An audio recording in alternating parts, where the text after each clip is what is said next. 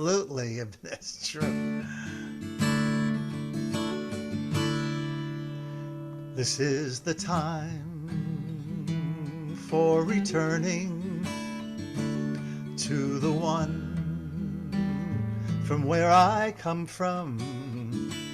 Who am I? Who am I? Where am I? Where am I?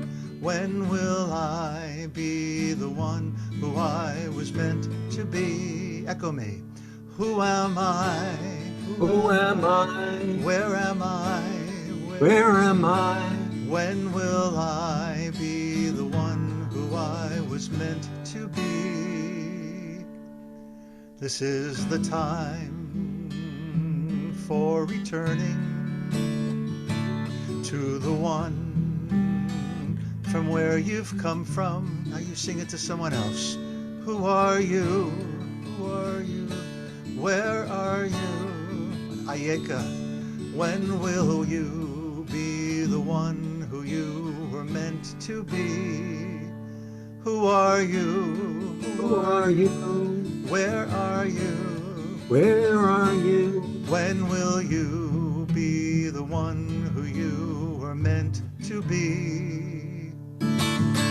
This is the time for returning to the one from where we've come from as a community. Who are we? Who are we? Where are we? Where are we? When will we be the ones who we were meant to be? Who are we? Who are we? Where are we? Where are we? When will we be the ones who we were meant to be?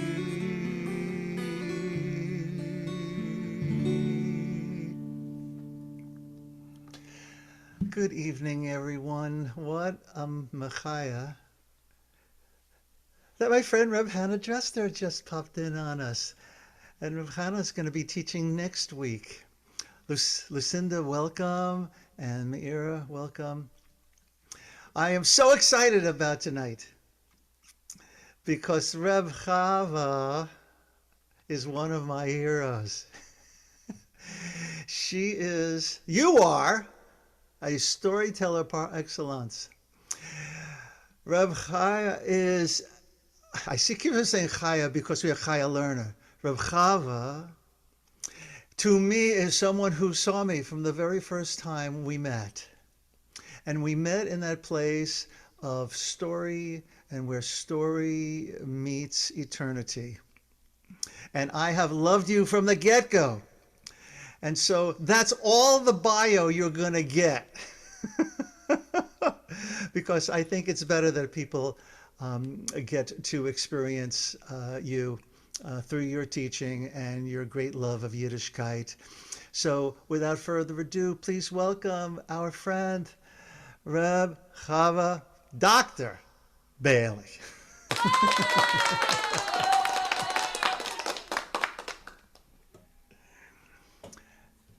And you're going to need to unmute. There we go. I got you. Yep. No, I don't want to unmute because I think it will be more compelling to hear the silence. So, beloveds, you'll want to have near you two things. One was the document that Rabbi Mark shared in the email as the preparatory reading for this evening. It will be helpful to have that nearby, and also helpful to have pencil, paper, pen, computer, whatever you love to write on. So I am popping that document into the chat that Reb Chava prepared. So you can click on that link and then you will have it. What's a pencil? Chava, meet Dan Glazer. Dan will be in charge of giving you a hard time tonight. Thank you, Dan. You get one of these. Thank you. So, friends, if you open to the front page of that document where I was so excited to get the Moshe logo on there, and I was all really proud of myself. You will note that I put down the wrong Hebrew date on the cover. So right from the get-go, all about humility. So I want to correct the date because with tonight's sundown, it's in fact the 18th of Elul, Chai Elul. So I'd like to start by offering the idea that when we are meeting is also not a coincidence. Why we are meeting and where we are meeting are not, but when is also not. 18, the number 18 in Jewish mysticism, you know, every letter is also a number, and Chai, of course, is a well-known symbol of that. The word for life is the number 18. Why we often donate to organizations, we hope, including Moshe, please. So we wear this number 18, and in the book of Leviticus, there's a phrase that is also has a numerical value of 18. And it is the phrase with the hyssop, with the hyssop. Now, a hyssop is a shrub from the mint family. Some of you may be gardeners and know this far better than I. It's a shrub in the mint family, native to Southern Europe, the Middle East, and the region surrounding the Caspian Sea. Due to its properties as an antiseptic, a cough reliever, and an expectorant, it has been used in traditional herbal medicine. So this evening, we are already beginning the process of being healed in unknown ways by invoking these ancient healing arts. In Kabbalah, in Jewish mysticism, hyssop is associated with purification, with humility, and with the ability to overcome obstacles. It was used in the ancient Passover ritual, so we are being freed up tonight to be who we really are. In King David's prayers, hyssop symbolizes a humble but very potent tool for achieving holiness. So we call upon all of the generations who have used hyssop in these symbolic ways to assist us as we do the work of our own holiness. May I invite you to uncross anything you're sitting with crossed, especially thoughts.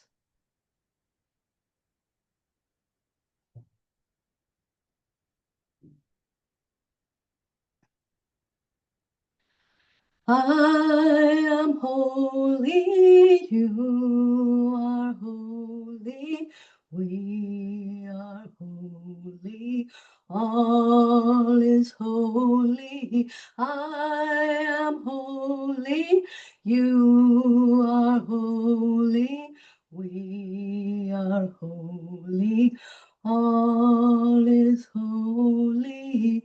Oh.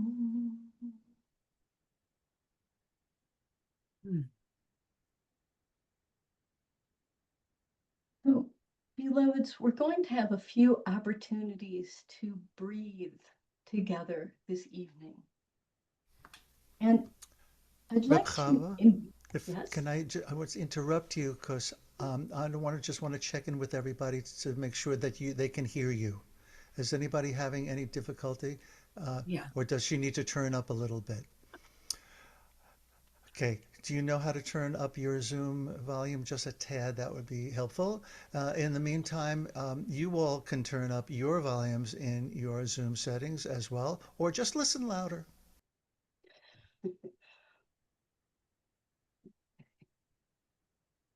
Well, this is interesting.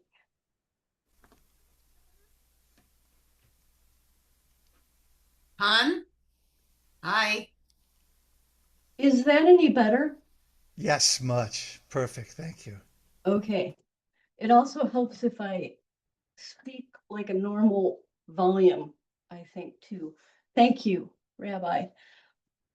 So, friends, tonight we're going to have a few opportunities to breathe together. And I'd like to offer the possibility that we move away from the language that says, let's take a breath, and move our language to the idea of receiving a breath. Because, in fact, when Yah, the Holy One, breathed into the earthling's nostrils the breath of life, the human became a living soul. Every time we receive a breath, we are recreating that first moment of creation over and over. Our in-breath is a receiving of God's exhale.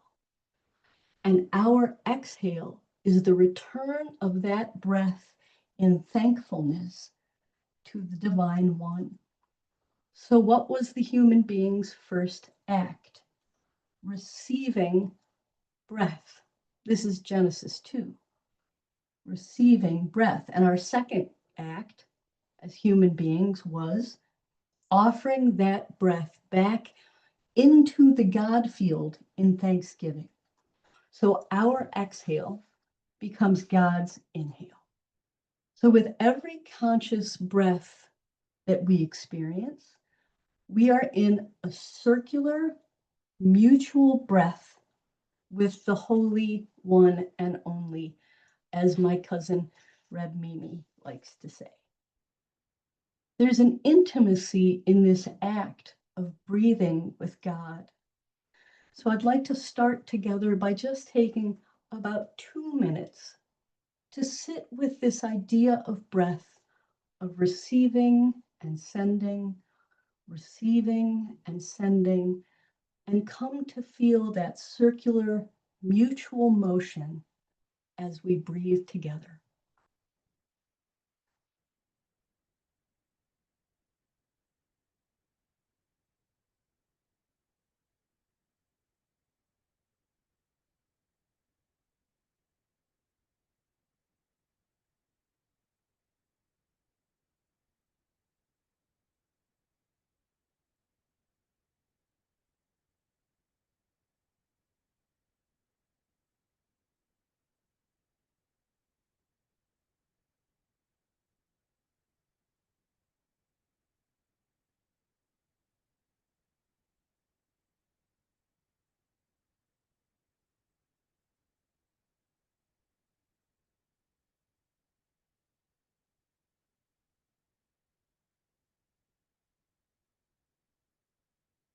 Receiving and offering.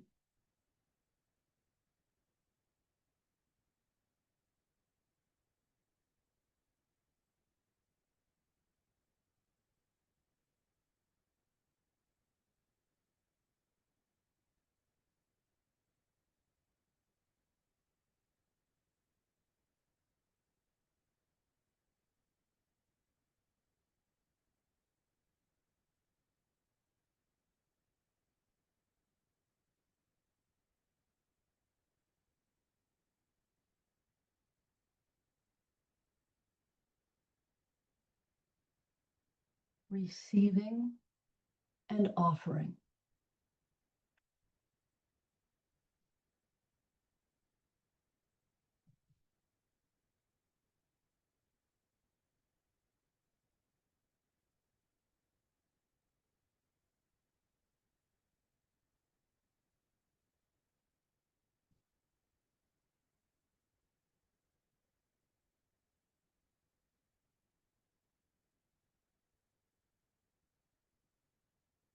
I breathe you in, I breathe you out. You breathe me in, you breathe me out. Returning and returning. I breathe you in, I breathe you out. You breathe me in, you breathe me out. Returning and returning.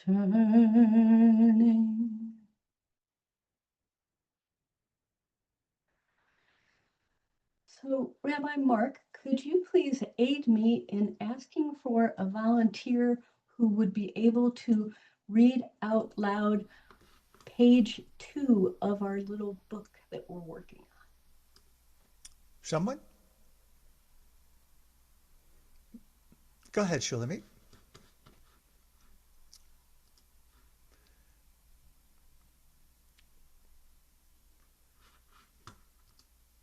Yes. Good Page teacher. 2, the bliss Page of two. creation. Yeah. Yep, that's where I'm at. Okay. What is Teshuvah?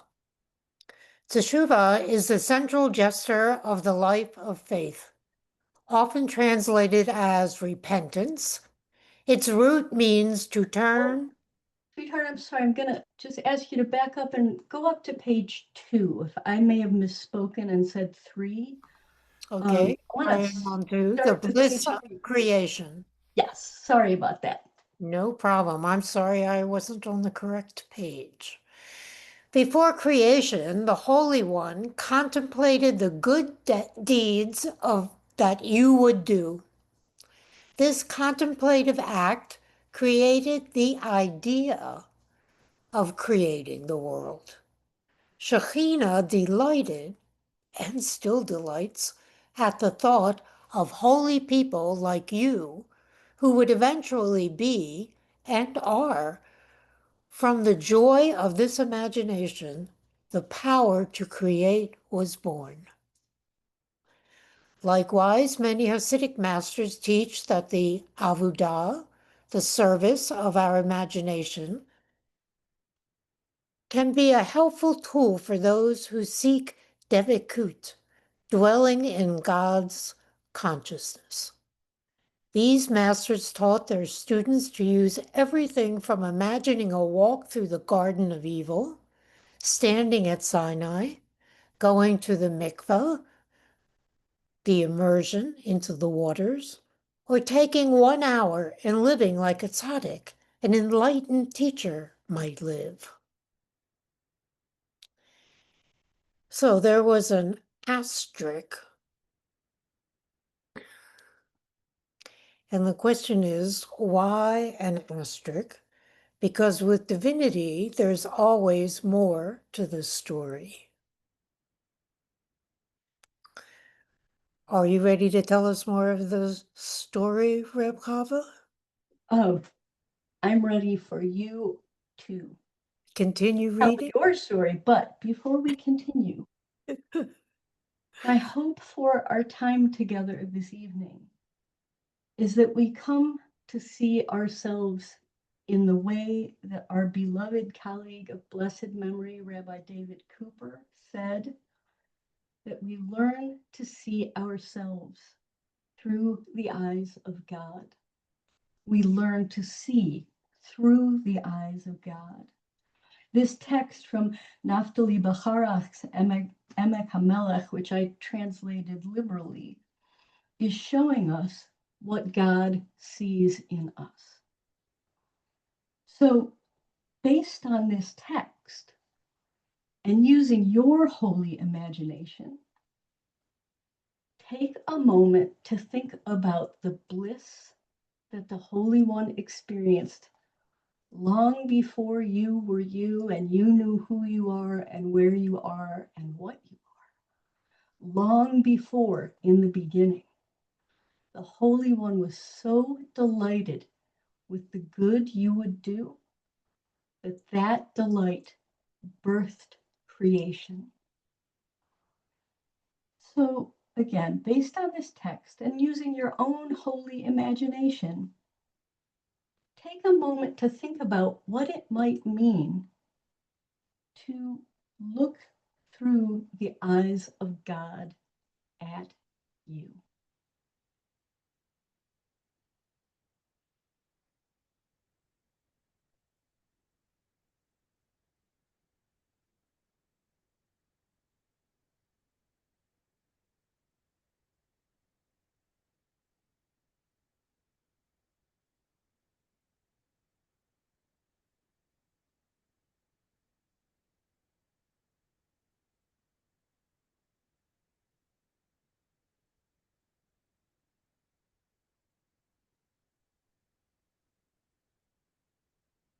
So would there be a few folks who could maybe unmute and just share a word or two of what has arisen for you?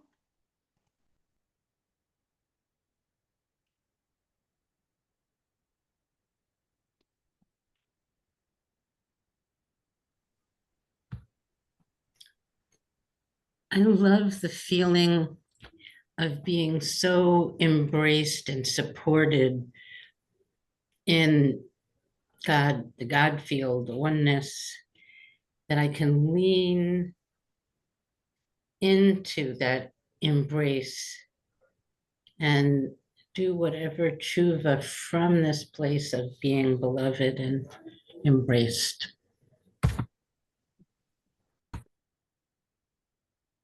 And I first of all, I didn't have words at first. It's just that I felt so loved. So I could feel it so much in my body.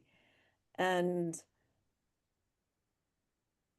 we just got a new little kitty, and I just love him so much, but he loves me even more. So, like there is such a sense of just like it's a unconditional, no expectation kind of love that, it's hard to talk, but I just like that, just like and just manifested from God.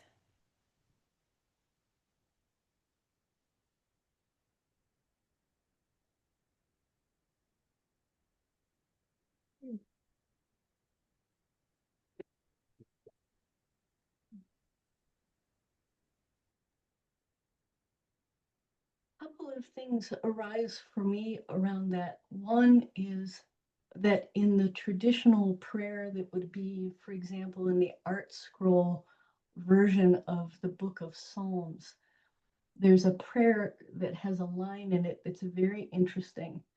And it talks about being the recipient from the treasury of unearned grace that is constantly flowing.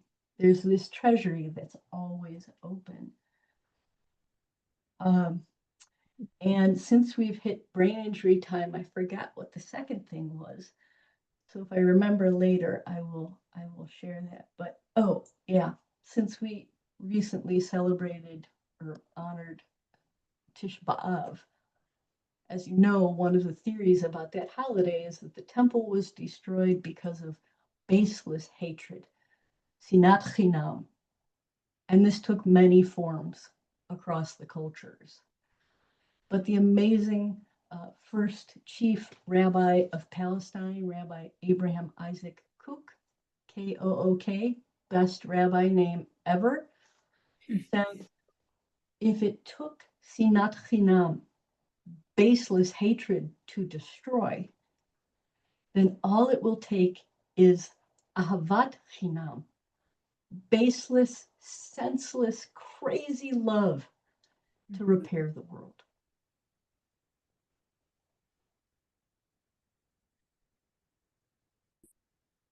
So I'll just ask one more time, is there anyone who would like to share a word or a reflection? I don't want to move on if you'd like to speak. My mashpia always talks about non-causal love permeating the universe.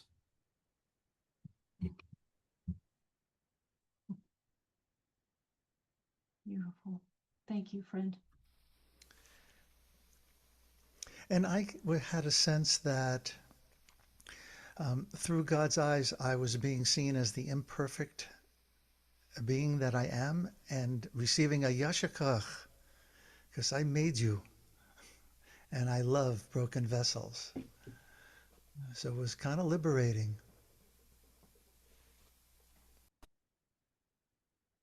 I love broken vessels. That should be in the front of every Siddur and every Machzor ever. I love broken vessels.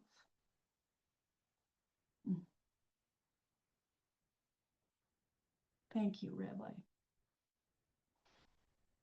The mathematician David Darling, which is such a sweet name, David Darling, in his book Equations of Eternity, wrote that you are roughly 18 billion years old and made of matter that has been cycled through the multi-million degree heat of innumerable giant stars. You are composed of particles that once were scattered across thousands of light years of interstellar space.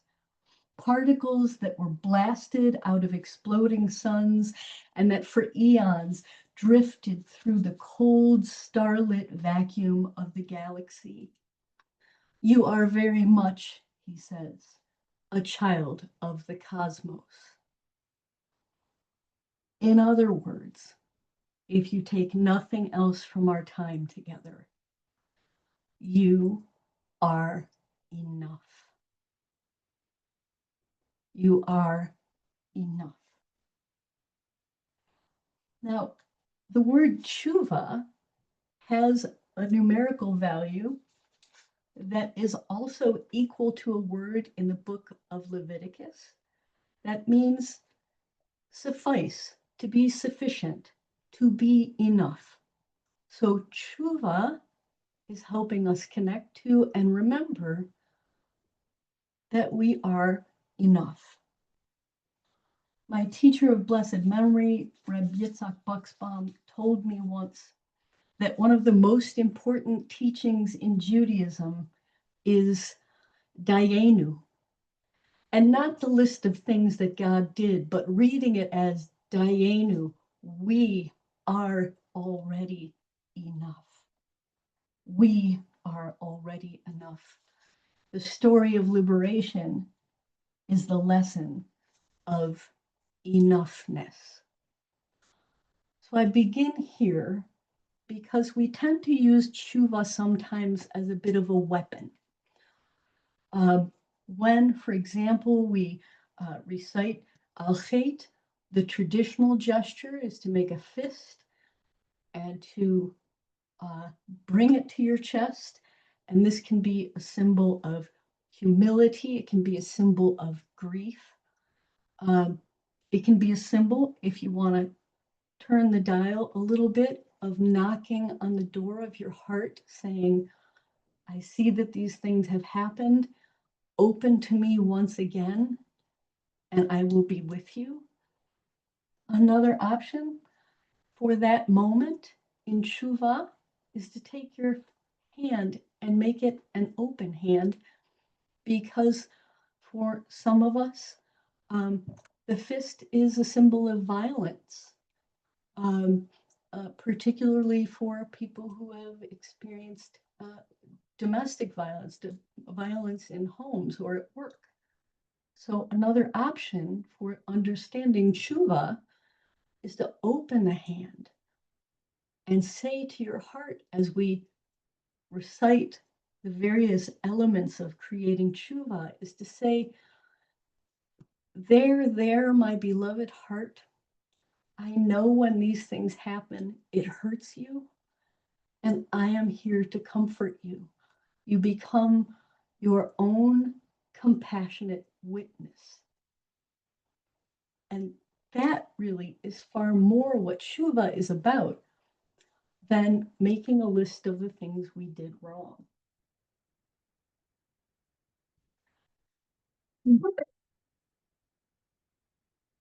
So on page 3 of our document,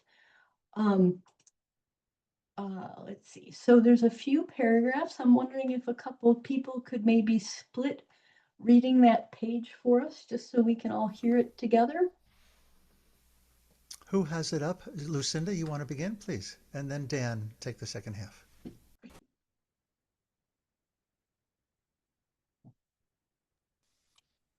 What is Teshuvah?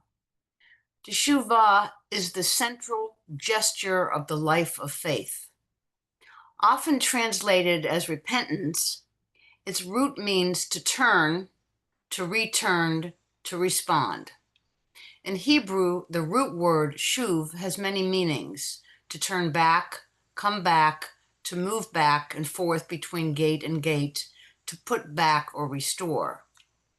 The practice of Teshuvah begins with the recognition of a deep truth about ourselves and who we are. Our natural state is one of connectedness and belonging to God. In the Holy of Holies, that is our heart. We are fully one with God. Teshuvah can occur when we recognize on the deepest levels who we really are.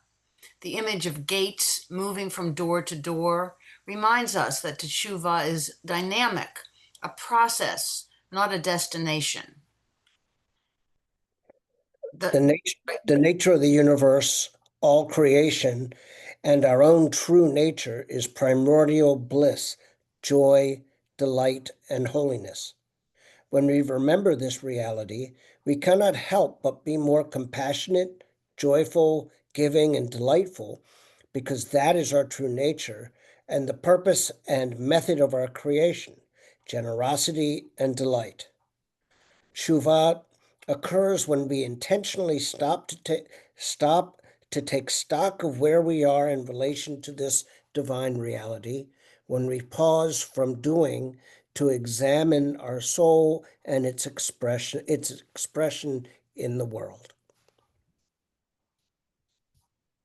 So how does this idea, this approach to tshuva, illuminate your thinking about what we're here to do tonight? What does this tell you?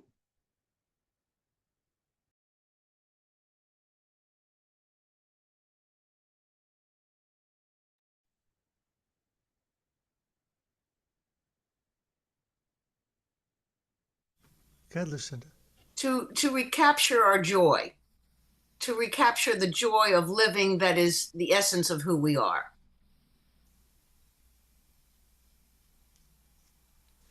And we're living in a time that is providing us with ample opportunity to try to reconnect with joy. And I think the reconnection is also with our more authentic self and with God. And then that brings me joy.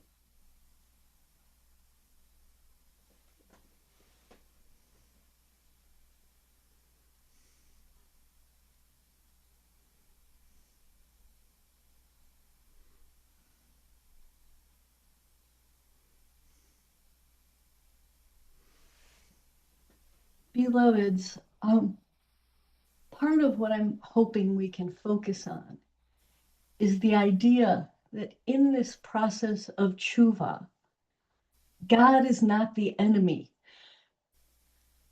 We are not coming before the altar of a great being who wishes to judge us harshly.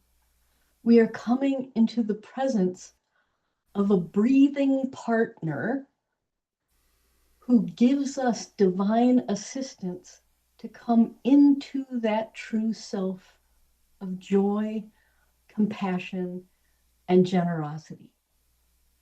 So if you take a look at page number 4, you will see that God is actually assisting us with tshuva all of the time.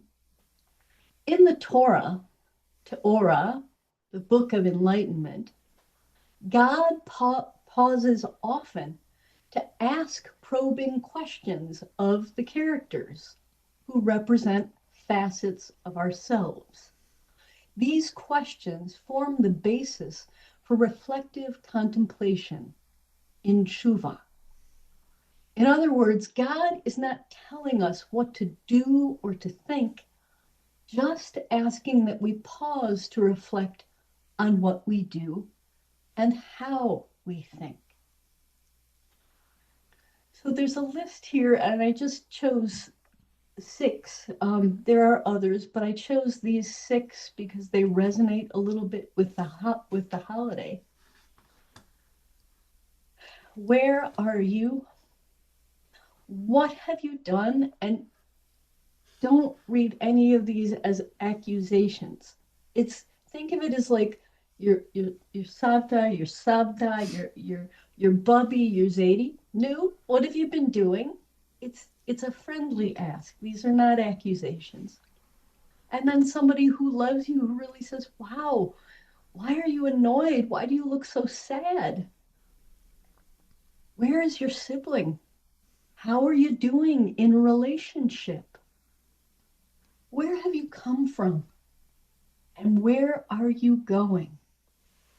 And finally, what are you doing here? So I invite you to take a moment to do a particular way of resonating with these questions. Because I'm going to ask you, and this is for tonight only, you're always welcome to do all the questions. But I want to ask you to slowly and carefully read through the questions silently. But to do this in a particular way that Reb Zalman found particularly valuable, and that is through the work of Eugene Gendlin, a psychologist who taught the idea called focusing. There's a very long story about, and a very interesting story about how he came up with focusing as this method of psychotherapy. But part of what we'll take from it tonight is to slowly, silently read each question to yourself 3 times. Breathe with it and see if you can feel it anywhere in your body. Let your body's guidance direct you to the question you'd like to sit with this evening. These questions are not accusations, they are inquiries from the heart that saw all the good that you already and always are.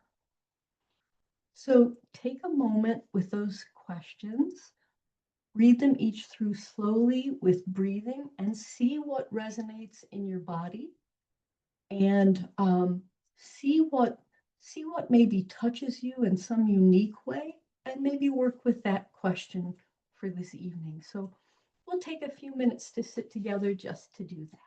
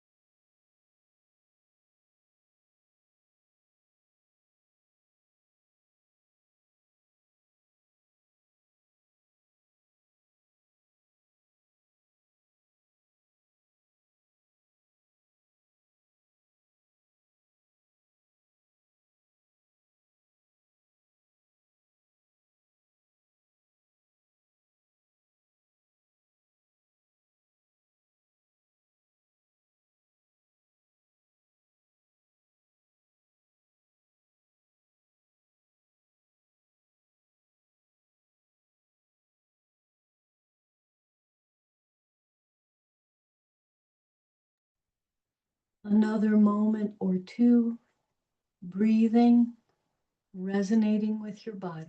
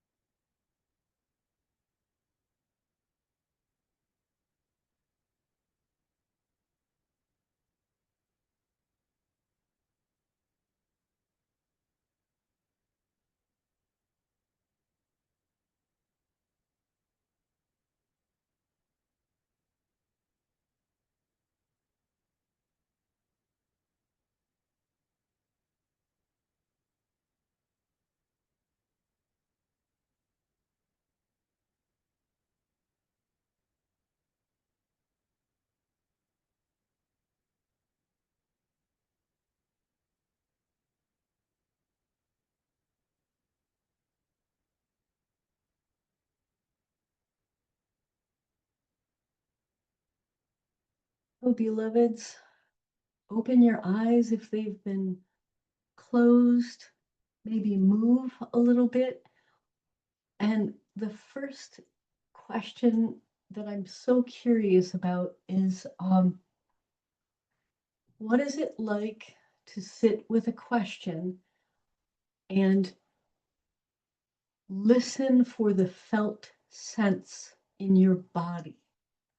What is that like for you?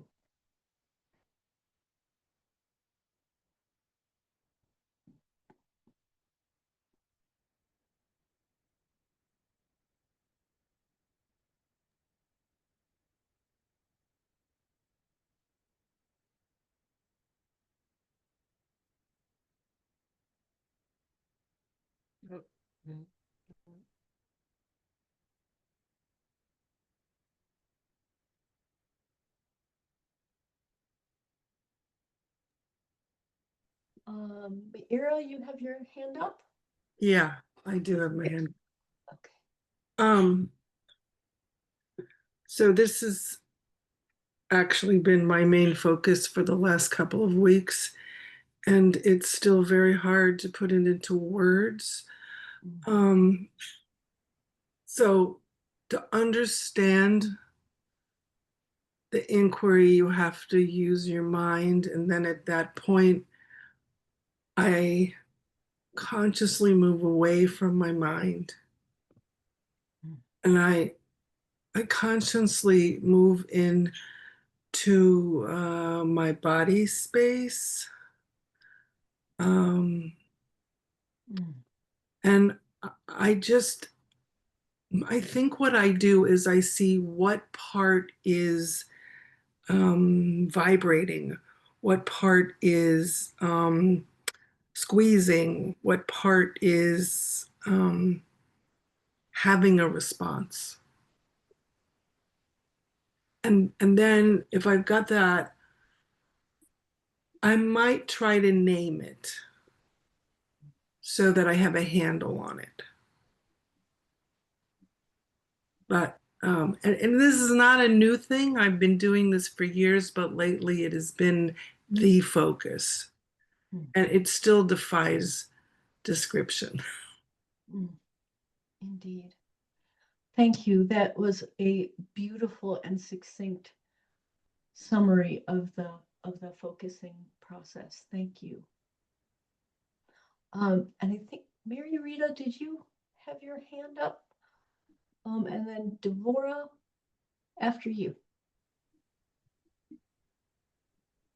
In order to, I was drawn to two questions, and in order to know, I just dropped into the body, and what I realized is there was just one word that I could, that just really, I was really cleaving to. It just, I could not, and it felt like that, you know, and that I knew that I had to just sit with that word, not just now, but however that unfolds over these next, 13, 14 days or so, you know, to Rosh Hashanah and beyond. Thank you. Thank you. And Devora, you had your hand up. Yeah, for me, I've become aware more recently of all the cues that I get from my body that I have not paid attention to for most of my life. And in order to pay attention, it comes with an element, it requires an element of trust. And as I went through this exercise just now, I just knew that I could trust it. It's a matter of, I've spent a lot of years using a pendulum to get answers to things, but this is even closer to home.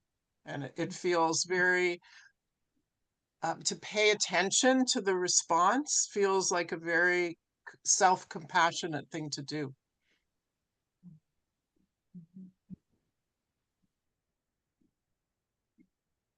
And people who work in healing, like Lucinda, for example, or the person I worked with in yoga therapy will tell you your body doesn't lie.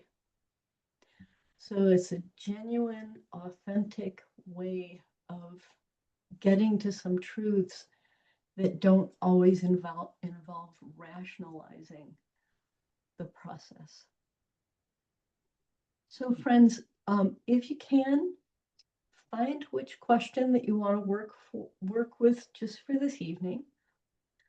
And the remainder of the document that you have takes each of these questions, gives a little bit of background on where it comes from, but each of them opens up questions for us to explore. So if you chose the question, where are you? That's on page 5. If you chose the question, what have you done?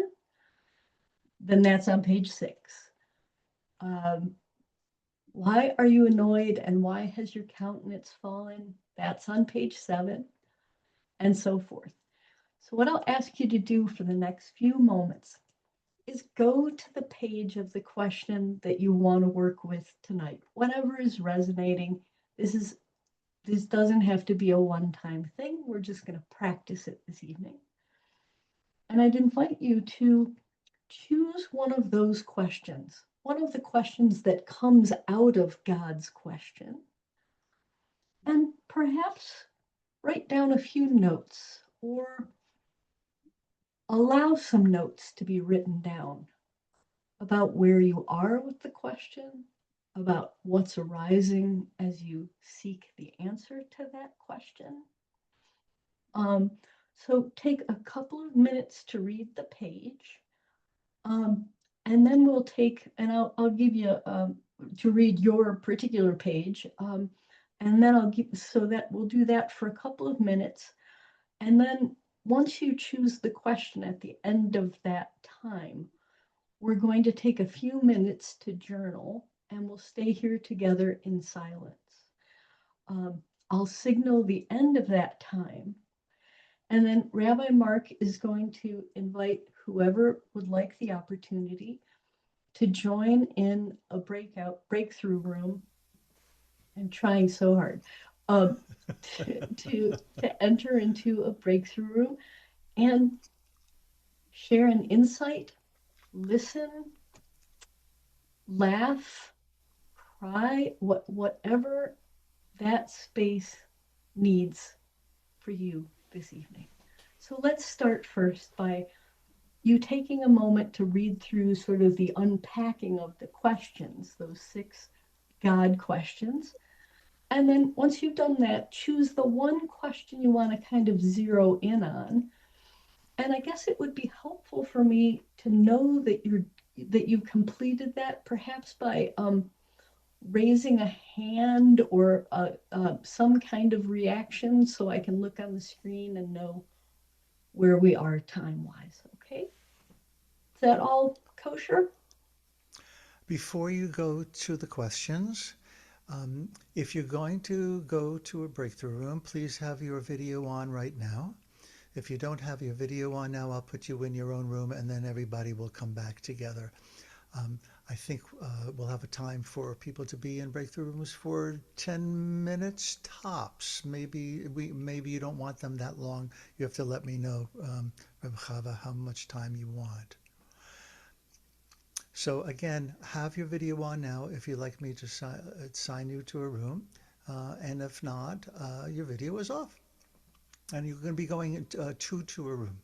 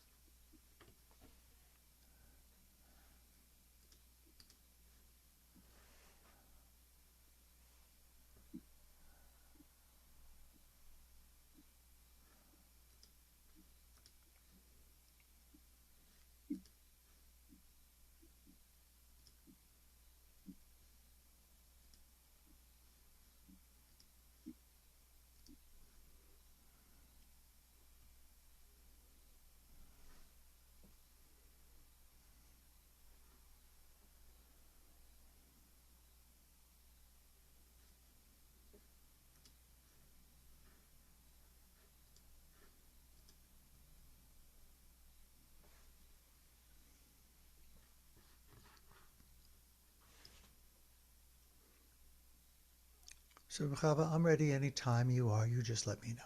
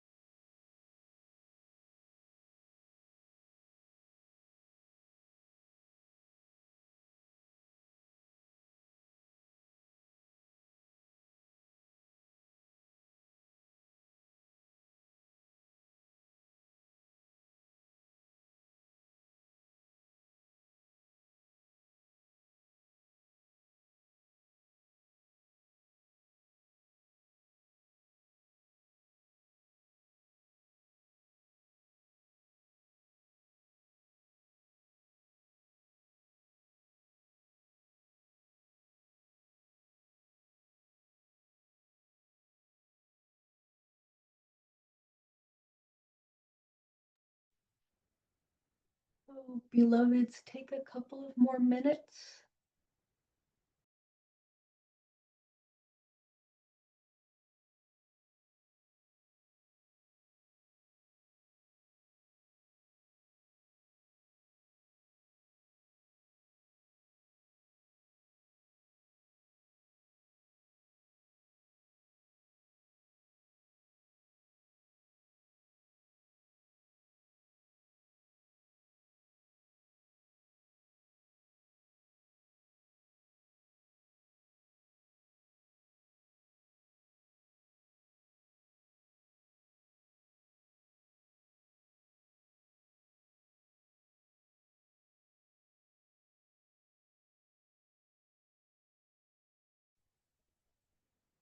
About one more minute, friends, and then we'll go into the breakthrough rooms.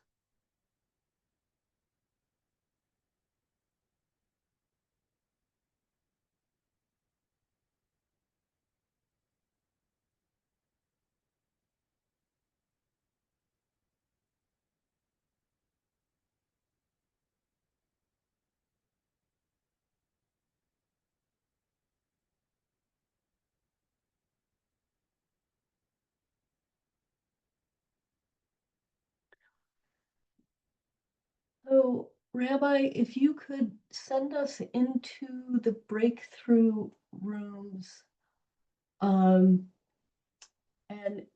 friends, I realize this is all moving at a pace that would be different if we had all day. But I know I'm only allowed to go to 9:45, right? 8:45 hour. Yeah, 8:45. I just give you a hard time. But you almost got away with it. I did. So friends, in the breakthrough rooms, can we perhaps take maybe 6 minutes together in that forum? You can talk about which question you chose, what arose for you around the question. You can just listen, you can sit together, however you need to be in that room together. Rabbi Chava, all yours. So, beloveds, I am just so curious to know if there are some insights you can share, some ahas, because when you speak about whatever you are working with, there is something in it for all of us. What touches you touches all of us. Where are we? We are here together. So Ellen, and then David Danielle, I see your hand up, and Devora. Good, Ellen. Okay, so I was writing the questions down as I heard them, and the "where am I going" had an immediate response that it was a slow liftoff. That was just like in my body, in my whole being, slow liftoff. And taking Teshuvah as a great invitation for healing, which was new. I mean, I'm in the softness of loving ourselves but an invitation for healing. And in every way that I connect more deeply with something that I don't like about myself and give that over in Teshuvah, as I offer that up, it takes away a distance between me and the oneness and divinity. And so I keep coming closer every time I let go of this little bit of shame or aggravation or fear and give that away. So, and that we're moving into oneness consciousness, and almost everything is a huge mess at this time, whatever this time is.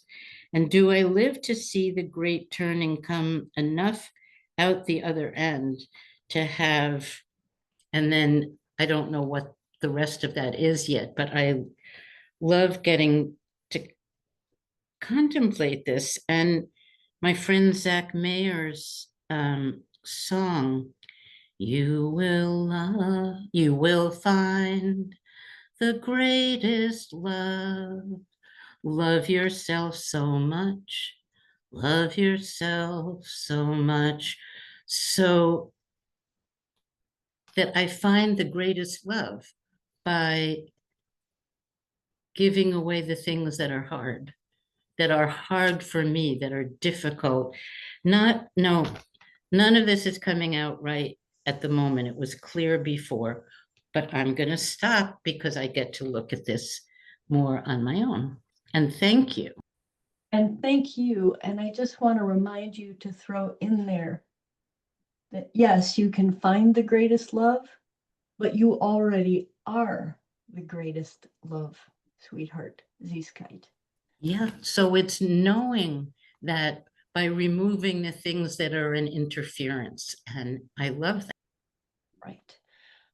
So David, Danielle, Devora, and then we'll have a last word from Oren and Lucinda, because we have one more thing to do before we close out our evening together.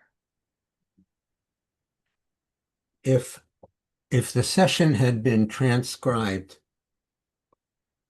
what I realized is that you could have switched the names in front of the quotes.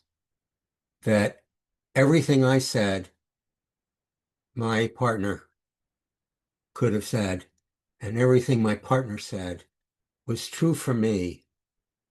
And it was so comforting that we're all in the midst of the same struggle. And because I always find it easier to be compassionate to others than to myself, my compassion for my roommate then flipped to me if I switched who was saying what. So that was really very nice. Thank you.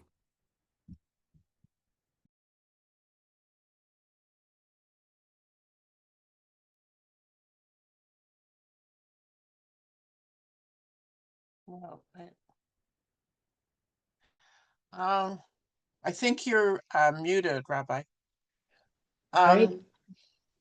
Okay, so I picked the second to last one. So Ellen and I were together, and we kind of matched up on questions. When I went to the questions from the next section, I was really taken with the one about, can I grow in the awareness that the outcomes I cannot see are for a blessing? And that, of all the questions, resonated with me the most, because at this point, as I'm starting my 5th year in AOP, I find that more people are asking me repeatedly what kind of rabbi I'm going to be and what I'm going to be doing. And I honestly have lived into the trust that I will know when the time comes. And it's really, it is, I don't know how that happened, that I got to that, and that I really believe it, because people who've known me all my life don't believe that I could actually believe that or say that with honesty. But I really do believe it. And I think that that is, it's a really good way to be. Wow. Mazal tov. Wow. Thank you. And my buddies up the road, Oren and Lucinda. So, Chava, you would you could resonate that the question, "Am I my brother's keeper?" is one that has been sitting with me for many years. It's a question that comes very often because of a very fraught relationship I have had with my older brother for many years. Yeah. The suggestion that the idea that keeper could be shomer, and the way it was described, the shomer is one who witnesses, hears, listens deeply, really resonated. I don't think I've talked with you about this, Chava, but there has been an amazing Teshuvah with my brother in the last few months. And it has mostly come because I have just been hearing him. I've just been listening to him. And he has been so grateful. He said to me, "I feel so seen by you, and it is so healing."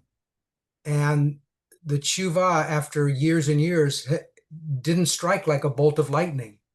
It just felt like it was a natural opening of the heart and opening of my ears. So thank you so much for this opportunity to see it in a yet another light this evening.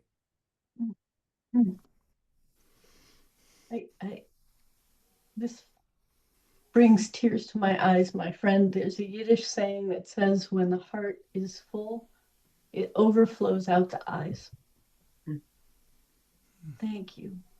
And as my mother would say, as mer lebt, der lebt man. If you live long enough, you'll live long enough to see it. That's what she'd be saying right now. Well, yeah. So, beloveds, I'm going to leave the last piece for another day. Rabbi Mark is going to close us out this evening with Psalm 27. And perhaps we could do our own piece of that closing out by writing a word or two of what we have received during this time as a way of blessing each other. So you can write those in the chat.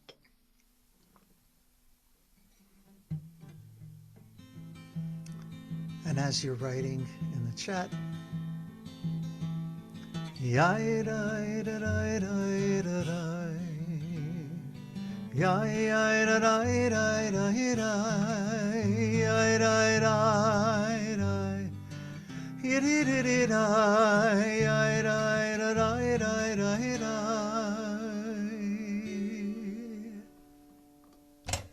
Achat sha'alti me'ed Adonai Ota avakesh. One thing I ask of you, my holy friend, to sit in your presence all the days of my life. Shifti b'veit havaya kol yemei chayai. Shifti b'veit havaya kol yemei chayai. Chava, our extreme, endless gratitude for the gift of you. Yai dai dai yai dai da dai dai da dai. Yai dai da dai dai dai dai. Yai dai dai dai. Yai di di di dai. Yai dai da dai dai dai dai. To sit in your presence all the days of my life. To sit in your presence all the days of my life. We had a lot of questions this evening, and you chose one. So, one thing I ask, one thing at a time. Let's make sure we use the rest of Elul to bring all of our questions and all of our yearning to Yah, and to sit and listen deeply.